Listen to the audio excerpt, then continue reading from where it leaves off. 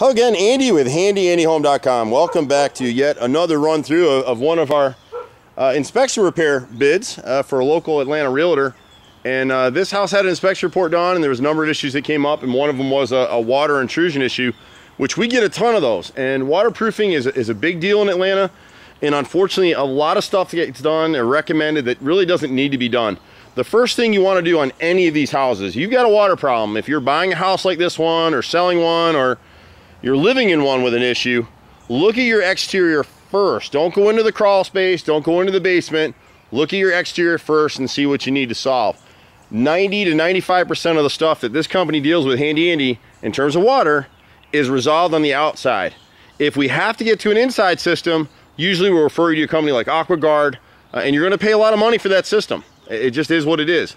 But again, 90-95% of the time, you don't need to call those guys until you deal with somebody like us that knows a little bit about what we're doing.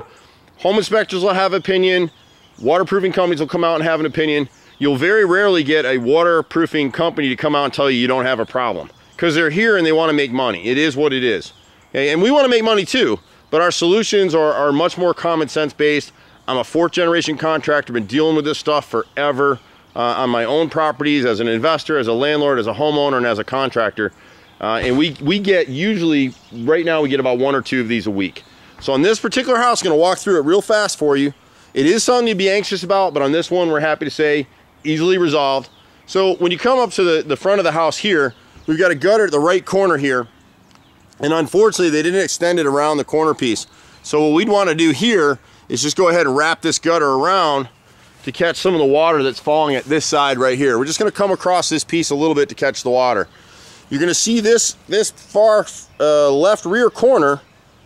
You're going to see a downspout underneath that deck, and all that water right now is draining into the crawl space. So what we're going to do is, at this edge of the house right here, we'll bring a new downspout down.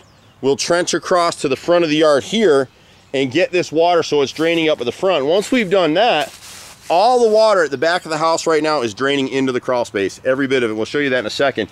So here, once you get it, see the natural slope of this land? It's perfect. Once you get the water out into this area, it's gone. It's going to the street, it's going down the sidewalk, it's out of here. The front gables right here, it's a great little design, but it creates a lot of stress right here. 70% of the water off the front of this house is going to this gutter. It's a 2-foot section of gutter.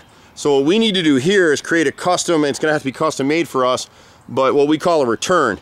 And we're probably gonna have to put a second downspout on this thing. We can reuse this. This is a 3x4 inch downspout. They all are. That's the proper sizing for this house. There's no issue there. We just need something that can hold 3 to 5 gallons of water in this area while it flows out. And we don't have to do it now, but you probably will want to trench at some point and put these downspouts underground and get it here. You're going to get a lot of water running across the yard, and you've got some of that now, which is why some of the grass isn't growing here. It's washed some of it away. But you know, this is the thing with designs, and we see this on newer houses more so than older homes, where you get all those cathedral ceilings inside and nice roof lines, but when you come outside, then you got to deal with some unusual water issues.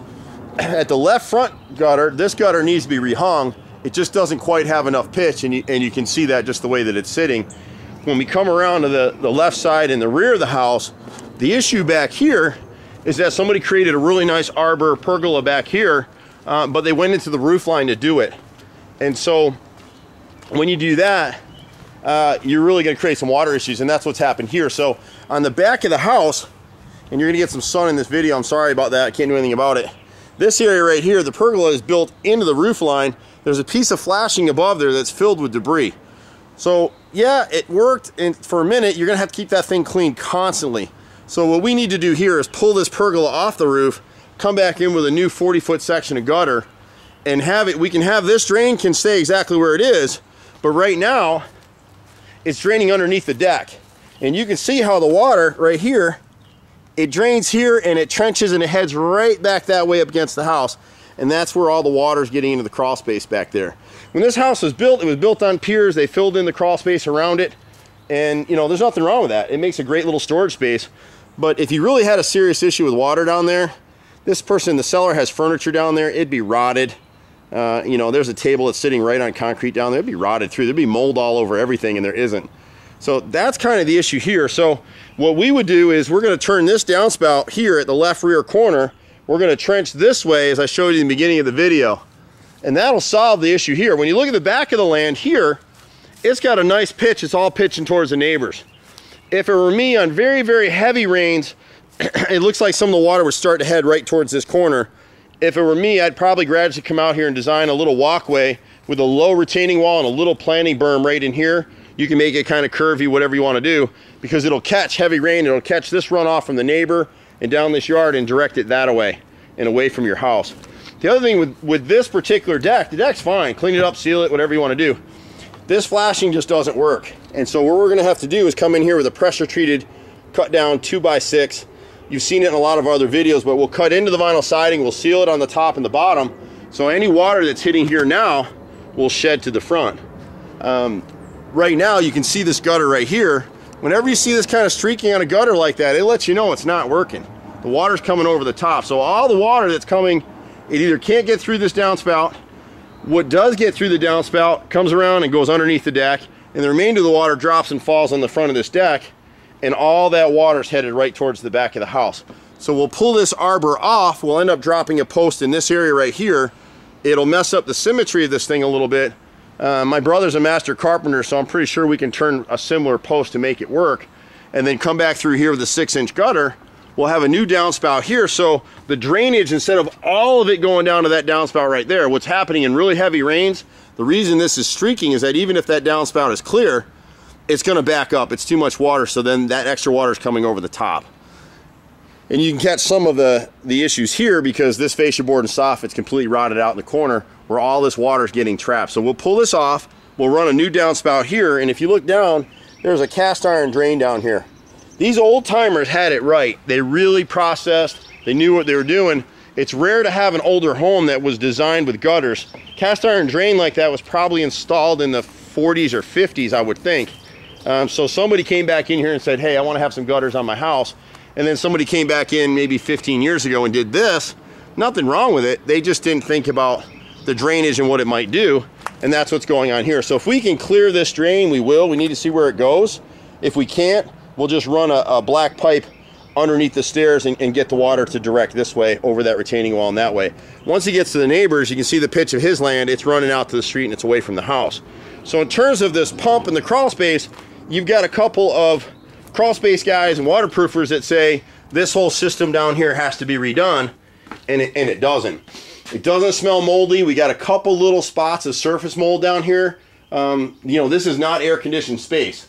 So if you had a real water problem down here, you had a mold problem, you'd see it everywhere on everything that was wood or paper down here. She's got cardboard boxes sitting down here that have no mold or anything on them. So we don't have a mold issue down here. We don't have a mold issue in this space. A little bit of light surface mold. That's just because there is some moisture down here. This was a home remedy that somebody did down here. They basically took a 5-gallon bucket, stuck a sump pump in it, and ran their own drain line out to this side over here to get the water out of here. It's just an example of somebody really not knowing everything that they were doing, and they were trying to just fix the result and not get to the actual causation. Down here, if it were me, just because of the way I am, I'd like to come through here and just get some dry lock, just one coat of dry lock on this cement block all the way around, which will be easy enough to do when this is out of here. I wouldn't worry about the higher wall. I would just go ahead and get the low walls here, and that'll help retard some of the water, some of the moisture that gets in here. I'm not as concerned about some of the cracking in this back wall. This space down here was created by somebody else at a later date to get some storage space like this. And just like I said, if you had a serious water issue down here, you can see she's got a coffee table sitting right on the concrete down here. We've had a bunch of heavy rains, and this stuff is dry as a bone. So same thing back here. You got a table back here. There's no mold on it. There's nothing on it. She raised this piece on a pressure treated block just to get it off the ground. This is a veneer piece, and it really shouldn't be stored down here anyway. If you had tons and tons of moisture down here, this piece would be full of it. Would literally wrinkle the veneer wood. It can't take moisture, so it helps that it's painted, but it's not painted on the inside and there's no wrinkling. So pretty nice house. It's a good deal for somebody. Again, you're catching a little bit of moisture on the side right here, but all of this will be resolved by us doing our stuff outside. And we put a 10-year guarantee on this stuff, so there's no fancy legalese in there. You know, if there's an issue with it, we'll come back and deal with it. And sometimes we have to do that. You do have to maintain your gutters. This house, I'd recommend a gutter cover system that she can install later on. We've just come out with a proprietary system that we're using now. I've been testing it for 3 years. Works fairly well, but you still have to maintain it. There's no gutter system that is 100% maintenance free. And anytime somebody tries to sell you something maintenance free, just shake hands and walk away because you're fixing to get burned. So hopefully you got the deal here. You can see some settling in these walls. It's perfectly normal. See how it's settled on the grout lines, on the mortar lines? You don't see split blocks. So this isn't a serious structural settlement. And again, these walls were built well after this house was built. Somebody came in and said, hey, I want to create some space down here. I don't want my furnace sitting in the dirt, so let me get a concrete pad in here and let me, kind of fix this up down here. And that's what they did. So overall, great house. We'll be able to solve this stuff. This pump can stay exactly as it is, just as a backup. I wouldn't get rid of it just in case we have huge torrential rains, or even after we do these repairs, this homeowner forgets to keep the gutters cleaned and the drains cleaned. A lot of people get their gutters cleaned every year. Really need to do it at least twice a year and have them clear the drains as well. The downspouts, a lot of times they don't do that. Those are clogged with pine needles or pine cones or debris, and the companies haven't caught that stuff. You're going to have water coming into your space. So leave this as it is. It doesn't have to be redone. We don't need a new supporting wall at the back of this structure. And the stuff that we're proposing to do will resolve the problem. I'm Andy with Handy Andy Home. You can catch us at handyandyfixedit@gmail.com or 770-912-2829. I'm Andy with Handy Andy. Happy to see you at your next house. Take care. Bye-bye.